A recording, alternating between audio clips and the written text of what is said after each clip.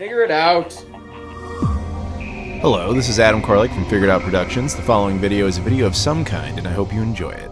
Hey guys, it's Adam here, and today we're going to be talking about this. This is a Dreamcast, but this is no ordinary Dreamcast. This was loaned to me. I do not own this. I will return this. This was loaned from Videogames New York, which is a really cool store in Manhattan, obviously in New York. If you ever get the chance, check it out, or check out their website. There'll be a link in the description. So I want to thank them for loaning this to me because it was really cool, and now we get to do the video.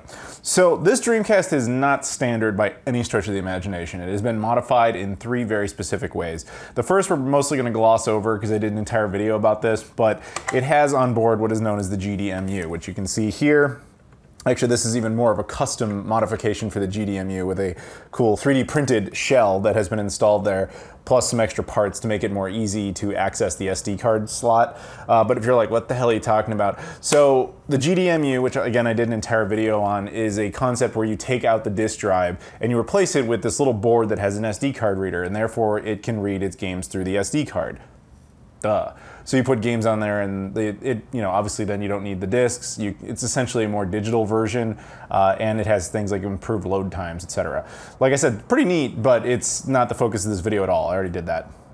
Second thing it's had installed in it is something called UniBIOS. Now, I'm not gonna lie, I had not heard of this at all until Dan at Videogames New York told me about it. But UniBIOS is, for anybody who has a GDMU, may not be that useful. But for people who are still using the discs, which would be the vast majority of us, it's kind of neat. So the idea is, what it does is a couple of things. It replaces the onboard system BIOS with the dev kit BIOS. Therefore, you get the region-free version. So rather than being locked to just North American games, if you're an American, you now have access to all the European and Japanese stuff, which is kind of a standard thing, is the region-free modification. But the other thing that you get with it, which I had never heard of anybody doing, which was pretty neat, is that it also does a force VGA mode.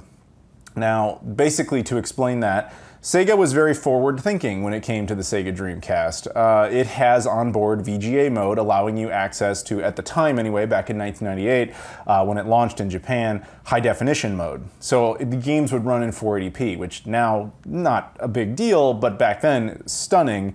And it's basically the way now, the minimum of how you're going to go about playing the Dreamcast is through its 480p VGA mode.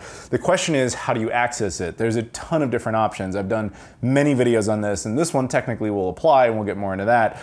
But the point is, with the VGA mode, you want access to it. Now, of the nearly 800 games that exist on the Sega Dreamcast, about 700 of them natively support it, meaning it's not usually a problem. You just pop the game in and you have your VGA connection, however you've gone about doing that, and the game will work in enhanced definition. The problem is there is that pesky 100 other games, which is a pretty big amount of games, but it can be cut right in half because half of those games allow you to force them into VGA. The old school method of this was the trick method where you would take, you basically swap your cables at the right time, like one set of cables and then another set of cables. Some VGA boxes had a switch on it literally just for that purpose. And some even still do that. Then I never liked that method. I thought it was very clunky and not very reliable. The other method was the boot disk method. If you took things like Codebreaker and you put that in first as a swap disk and then put in the game, it would provide the necessary code allowing the game to run in VGA mode, which was nice. But even that, not necessary. With UniBIOS, it just provides the extra code. So of that 100 games, slashed in half. Now only about 50 of the games you can't get to run with the VGA mode. So that's the nice benefit of UniBIOS, is that basically it skips a lot of those types of things. You have a region-free console that's going to play pretty much every game right out of the box in VGA mode, which is very cool. But the last thing that was done to this, and the most obvious thing, and is probably why you're all here, is the HDMI modification. Now, right here on back, you can see there is a mini HDMI port. Now, that's my only real gripe with this thing, is the fact that it used mini HDMI instead of standard HDMI. Now, I'm sure that was a space-saving measure, probably even a cost-saving measure as well. It's just that it's kind of inconvenient because you either need, this is a mini HDMI to HDMI cable, or you need a mini HDMI to HDMI adapter to allow you to use whatever type of HDMI cable you prefer, whether it's something standard or something like this, the M cable, which we'll get back to in a minute. But that aside, it's a very nice, clean installation and all that. So what is it really? Well, essentially it's an entirely new board that has been inserted and installed into the console. And it's very interesting the way it works. So basically what happened is the Sega Dreamcast has a digital video signal on board. And that's how it's, basically rendering its games. Now, when you want to use the VGA mode, it technically has to downgrade to an analog, from a digital signal to an analog signal. And then in modern times, when you want to play it on your HD TV, it has to kind of re-up right back into digital. So there's this wave of digital to analog back to digital. Now that wave creates a little bit of additional video noise that didn't need to exist. This device prevents that. It just extracts the straight digital image and passes it right through, thus allowing you a cleaner, uninterrupted image. But on top of that, it has additional benefits. So to access those benefits, you need to get to the menu. There is a menu built into this thing, and it's actually kind of funny. The way you access the menu is you take your controller, you hit left trigger, right trigger, X, A, and start all at once, and then release, and a menu will pop up. Now this is a side story here, but this controller happens to be known as the DreamCon. As you can see, there's no cable attached. This is a custom-made Dreamcast controller that is wireless using a Bluetooth system. Now, I did an entire video on this. This controller actually happens to have its own menu on board, which appears on the VMU if you have one inserted, which just has additional features, again, covered in that video. But it just so happens that the exact same configuration, left trigger, right trigger, X, A, and start, is the exact same thing that brings up the menu on this as it does on this. So while this only affects probably 3 people in the world, myself being one of them, it is not recommended to access the menu of this console when you have this controller. If you're gonna do that, I suggest tinkering with a standard controller. But again, to the other 2 dudes out there, what's up? We should hang out. Anyway, so once you're past that point and you're in the menu, there's a whole host of different options. The first is the one that I think everybody is most interested in, which is the output options. Now, different resolution outputs exist in this thing. The standard is VGA. Now, as I understand it, the VGA mode is basically the system just doing a bypass. It's not doing anything. It's actually, I believe, and I could be wrong, but I believe what it's doing here is that it's not even interpreting it digitally. It's just doing it back down to analog and then back up to digital through your television. So rather than have the console do the digital processing, which is what you want, this is just doing full stock just in case that's something you want. You'll notice that a lot of the features on this thing are not necessarily things you're gonna want, but they're there for anybody who's just curious to try them or just wants it to be pure for whatever reason. So yes, the VGA mode, as I understand it, literally is a bypass. It does nothing. So the next thing is the 480p mode. Now, the 480p mode is where it's first kicked in. So basically here it's extracting the digital signal, it's processing the digital signal and sending that straight through to your television. So your TV doesn't have to do the digital processing, or at least not as much, depending on your TV, because 480p is still a signal that a lot of TVs can struggle or do odd things with, but at least in this case, the Dreamcast has done a lot of the heavy lifting. Now, here's where it starts to get weirder. Now, the next one up you'll notice is the 960p mode. Now, that's a really strange resolution. So why is it that way? Well, the short answer is basically it's taking the original signal and just doubling it from 480p to 960p. Now, that's basically how it's going to render, and that's why you also see the 1080p mode there. Now, the 1080p mode isn't really 1080p. It's basically the 960p mode and then slightly altered so that the dimensions make sense. See, that's the thing. Really, you should be playing it in the 960p mode, but 960p is not a resolution that's particularly friendly. It's not common. Therefore, a lot of TVs don't support it. My capture device did not support it. So if you wanted to see it or capture it, you would have to have 1080p. So basically, that option is there for everybody. That way you can switch between the two to get the benefits or the compatibility or both, depending on what kind of setup you have. So that's the primary difference there. And obviously most people are gonna wanna see it in 1080p, so we'll get back to that. Now, the next couple of settings, you have the advanced video settings. This one I actually found very intriguing. You have the deinterlacer and you have the 240p mode. As I understand it, the deinterlacer is a way to enable some of the other 50 games. As I mentioned before, there's still 50 games that don't work. Some of them will start to work as a result of this setting, depending on how you have it configured, whether it's pass-through or Bob mode. Some of them will actually start to run, although I don't have any specific examples. And then the second one, the 240p mode, this is good for things like Bang.io, and I think a couple of like the Neo Geo type of games like Last Blade and stuff like that. Some of those games will actually start to work through the HDMI output if you set this into the 240p mode, which basically means this device, this Dreamcast, is the only way to play even a chunk of those 50 games through the higher video output options, because that has never existed to people before other than through emulation. So you gotta give it massive props for that. So that's very cool. Now, it doesn't eliminate the problem entirely. I tried playing a game like Air Force Delta with this and it did not work. There are some that just won't work. However, a number of them now do because of this section of the settings. Next thing up, scan lines.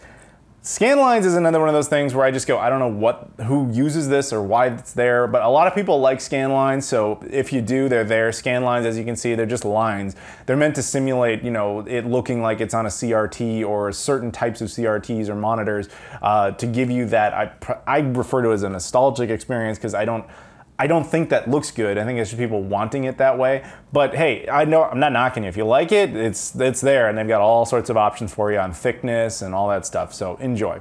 The next thing up is video mode. This thing is, again, another one that you probably would never use, but it's allowing you to have access to the stock version. So what I keep this at, or would keep it at, is the Force VGA mode. That gives you those 50 games like automatically. It just skips, like kind of like UniBIOS, it just does the same thing, which DCHDMI has that on board. Very cool.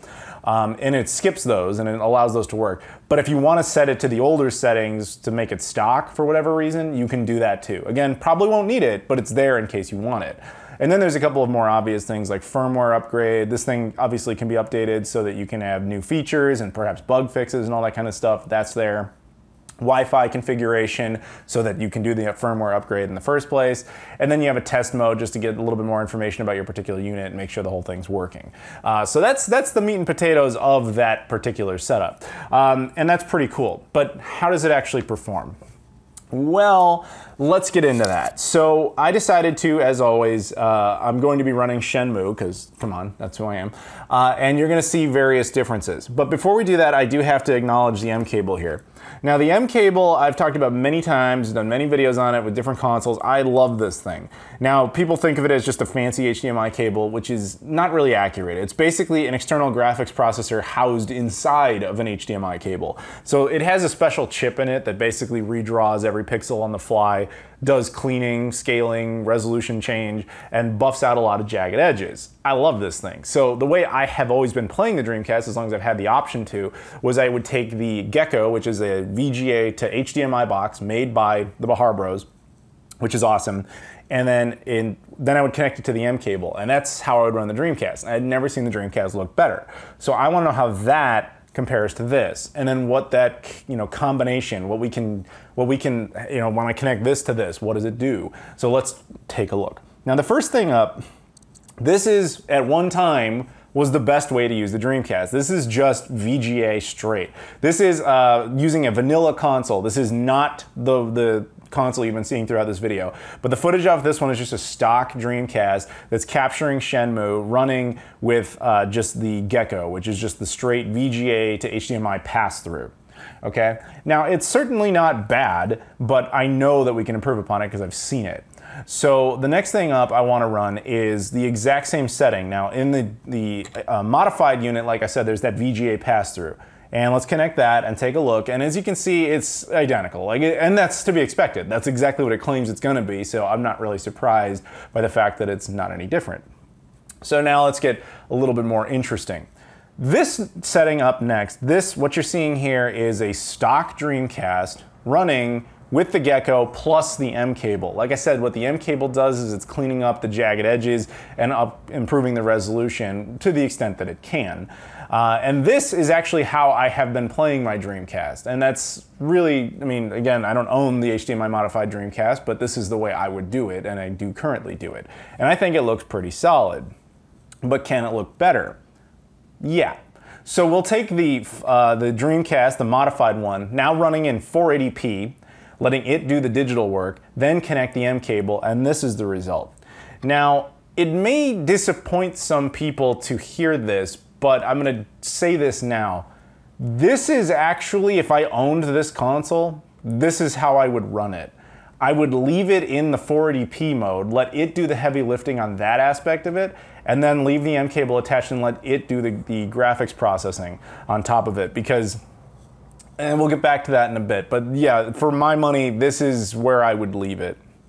So next up, unfortunately, I can't show you the 960p native. It's not possible. As mentioned before, part of the problem with that mode is that it's not a standard resolution, so a lot of devices don't support it, and my capture device would be one of them, so I can't show you. But this is it. This is the 960p mode running with the M cable. Now, why does that work? Because as I mentioned before, the M cable will improve the resolution. It'll bring it up to 1080p. So the difference is kind of minimal in my opinion. It's there, but it's not really a fair test since this isn't actually what the console is natively outputting, even through the modification. The M cable is doing a lot of the lifting here in order to make this work. So let's go with something that is more fair. Next up, this is what you've been waiting for. This is the Dreamcast with the HDMI mod running at 1080p. Now, if you ask me, the colors, I think, are much better. I can tell immediately that something is different, and I think it's the fact that it is running, obviously, at a higher resolution. It is cleaner, but that also results in a problem because the Dreamcast wasn't meant to look like that, and unfortunately, at this point in time, this Dreamcast does not offer any sort of anti-aliasing. And as a result of that, while you're getting a higher resolution image, you're also exposing a lot of problems. You're seeing a lot more things you weren't really meant to see, and not in a good way. Hence, the image looks so jaggy. Like, there are jaggy edges on everything. And so I thought, well, that's what the M cable is amazing at, so let's see what it can do. Throw the M cable at the 1080p modified version, and unfortunately, the difference is not that impressive. It's better, but not that great. And there's a simple reason for that. The M cable is not the best at doing jagged edge removal on 1080p content. When it detects 1080p content, it kind of goes, okay, I guess you're basically good and you don't need me to do all that much, so I'll do what I can. Whereas, funny enough, if it's down at a lower resolution like 480p, then the M cable really shines and really kicks into high gear and starts removing jagged edges. Hence, I said what I said about maybe leaving this thing in 480p mode and letting the M cable do the rest of the work. Now that boils down to a matter of personal opinion, but that's kind of where I fall on the issue. So the last one up I wanted to show you just kind of to do it is this. This is actually the re-release of Shenmue 1 for the Xbox One. And just to see what it, what it compares like. Now this is the best looking version, which makes sense. They were able to, update it through, the original code, the source code, and then put it on modern consoles. But the reason I present it is I want people to understand that even with this modification, even with the M cable attached and all this stuff, it's not gonna look like this. It can't. There's only so much you can do. So don't expect all your Dreamcast games to clean up the way Shenmue does here on Xbox One and PS4, because it can't. So yeah, that's kind of where it goes at that point. Like that's what you have. So again, let me do another quick comparison. This is, and we'll just leave this to your personal opinions. This is the DCHDMI running in its native 1080p mode with stock cables, just stock cables. And this is the same Dreamcast running in 480p mode with an M cable attached. Now, again, this is how I would do it, but yeah, that's kind of up to your own interpretation and your opinion and what you like in the end. So it's, I guess, kind of time for final thoughts. It's nice. I love a lot of the bonus features, particularly the whole thing about being able to force VGA mode, especially on some of those games that have been almost lost to Dreamcast history because they're basically unplayable in VGA, such as Bangai-O and stuff, that this actually solves. That's cool. Although, unfortunately, I don't have a comprehensive list because I didn't have time to sit down and test all 50 and see which one would work with what combination. But some of them will, is the point. So I love that. And I love all the other little bonus features and things like that. But in the end, if you ask me, were I to want to choose between playing this thing natively within its 1080p mode or not and using the M cable, I would stick with the M cable, only because I've gotten very used to it not being so jagged. Now that's potentially fixable though. Like I said, this thing is firmware upgradable, obviously. If they can add some sort of anti-aliasing filter to it, if that's possible, I don't know, I'm not an engineer, but if you can do that, you've got it all under the hood at that point, because that's really the only thing that I can say that's negative about it, is that it exposes so many jagged edges all over the screen that it actually kind of looks gross. which is sad because I can tell the colors are much better. They're much more improved, much more than the VGA mode and the M cable are capable of doing, because again, it's dealing with a straight, digital signal as opposed to that combination, which has to deal with analog, basically repair.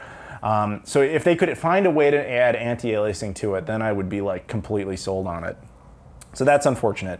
Now again, I didn't have to buy this, nor do I even own this. If you're curious, the board itself is very expensive, unfortunately. It's $150. However, if you would like to get just the board, you can do that at Castlemania Games or Videogames New York, as mentioned before. There's a few other options out there. I'll put links in the description to some of these places. And then that doesn't include, the Dreamcast itself. It doesn't include installing it. It doesn't include that whole process, assuming you can't install it yourself, which I know I couldn't. So I would have to buy one that's pre-installed, or I'd have to, at least give a Dreamcast up and then say install it in that one or whatever. And that, I don't remember the exact price point on that, but you can check Videogames New York's website, and I'm sure there's other services as well if you're curious. And then of course, if you want to add the M cable, that's like another $100 to $130. So you should probably already know this. If you don't, Dreamcast video output is not a cheap thing. At least it's not cheap if you want it to be done correctly. You can get things like the pound cable, that's like $30, but I don't recommend it. I've done 2 videos on that cable, and my consensus is always stay away. It's for the people who want the quick fix, but it's if you're the purist who wants like the best, that's the way you don't want to go. So where I stand is I don't have a definitive conclusion, sadly. What I would love to tell you is that this thing was perfect and that it did it better than anybody.